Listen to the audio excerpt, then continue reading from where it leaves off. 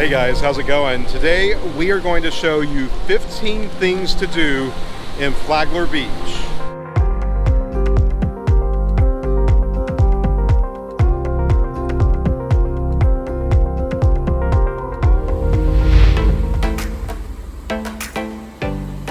Located along Florida's Atlantic coast between St. Augustine and Daytona, the more intimate Flagler Beach has a special hometown vibe. As we always do when we come here, Abby and I started our day at SWILLERBEES Craft Donuts and Coffee Bar, our first recommendation.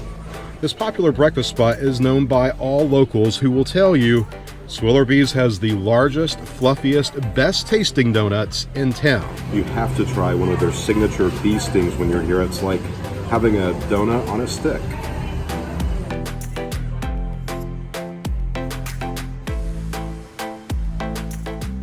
We then headed across Moody Boulevard to explore the mom and pop shops in the downtown area, number 2 on our list.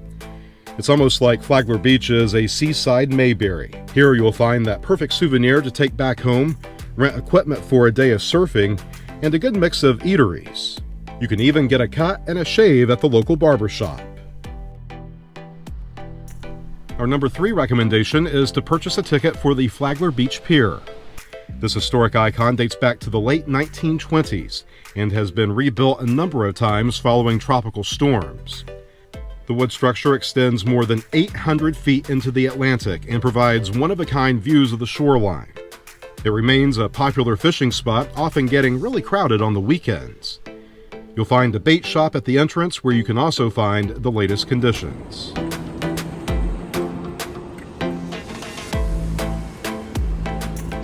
Before leaving the pier, don't forget to stop by the chalkboards outside the funky Pelican restaurant and leave your own personal message behind. I couldn't help but do a little self-promotion, which I'm sure was erased and replaced with a heart or something else better later in the day. There's no way you can miss our number 5 recommendation across from the ocean. Just look for the funky, colorful murals and the vintage big boys.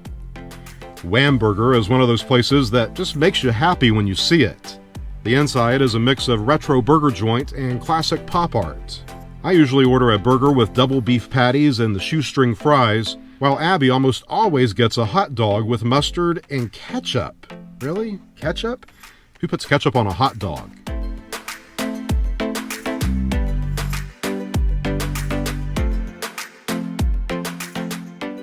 Oh, and out back is Burrito Works Taco Shop, another good option for something quick just steps from the beach. A great place to experience nature while you're in Flagler Beach is this 200-plus acre park along the Intracoastal. Coming in at number 6 on the list is the Betty Steflik Memorial Preserve. A lot of people don't realize this park is here, so the chances are pretty good that you might have the whole place to yourself. There is an extensive network of boardwalks that offer panoramic views at every turn. So the boardwalk continues in that direction, and if you continue on the path, you will eventually end up at the public library in downtown.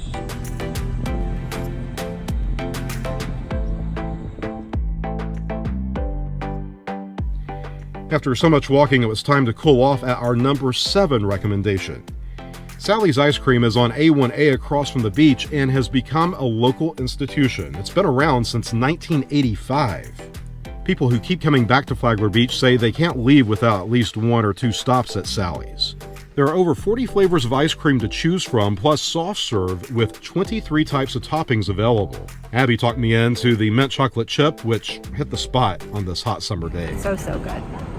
A couple blocks north is the Flagler Beachfront Winery. If you still haven't sufficiently cooled off, you might want to try our 8th recommendation. Because wine is always better when it's frozen.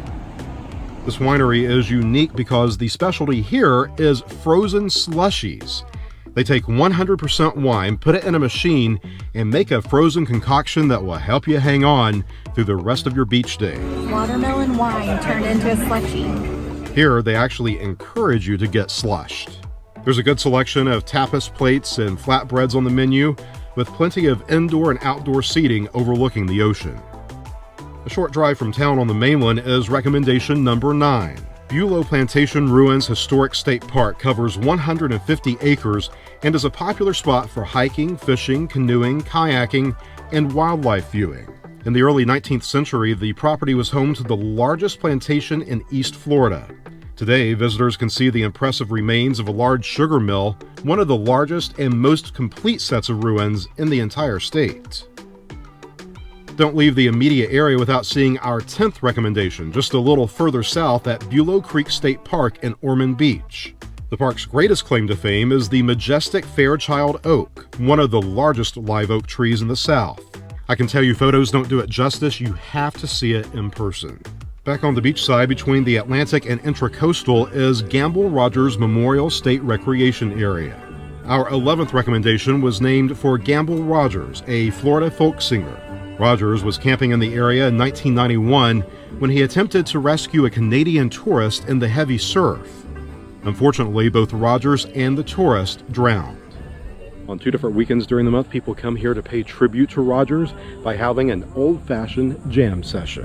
And I swear forever that I'll never leave, 'cause lady, I still believe. Today, visitors can participate in many of the same activities Rogers loved, from camping and boating to swimming and eco-tours.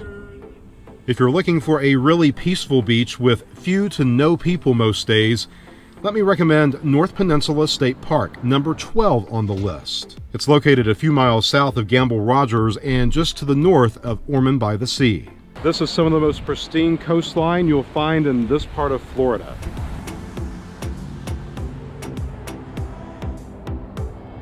I've tossed a fun one in here at number 13. It's a private residence located on A1A just south of 16th Street. Apparently the people who live here have a weak spot for the pirate life, outfitting the exterior with more than a dozen pirate dummies hanging all over the place. If you go to see it, just be sure to stay on the sidewalk. The property is not open to the public. These last 2 recommendations are located a short drive north of Flagler Beach in Palm Coast, but I thought they were important to include because you shouldn't miss them. Coming in at number 14 is Princess Place Preserve, a 1,500-acre slice of old Florida that has all kinds of recreational activities.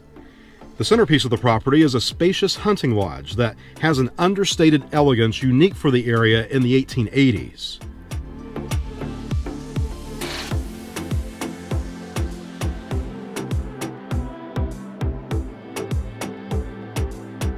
Princess Place is the oldest homestead in Flagler County. I'll link a video down in the description where I talk more about the history of Princess Place. Our 15th recommendation is Washington Oaks Gardens State Park. Once the private property of RCA executive Owen Young, this park has 2 distinct sections. Near the river you'll find Mr. Young's retirement home, formal gardens, and a giant live oak tree estimated to be 300 years old. The other side of the park includes an expansive beach with one of the largest and most unusual outcroppings of coquina rock on the Atlantic Ocean. I have repeatedly listed this as my favorite beach in the entire state of Florida. I have a link down in the description to a video explaining why. Thank you for exploring Flagler Beach with us. Hopefully you found some new things to check out the next time you're in the area. If we left something off the list, then let us know in the comments down below. Please hit the subscribe button and the bell for notifications. Until next time.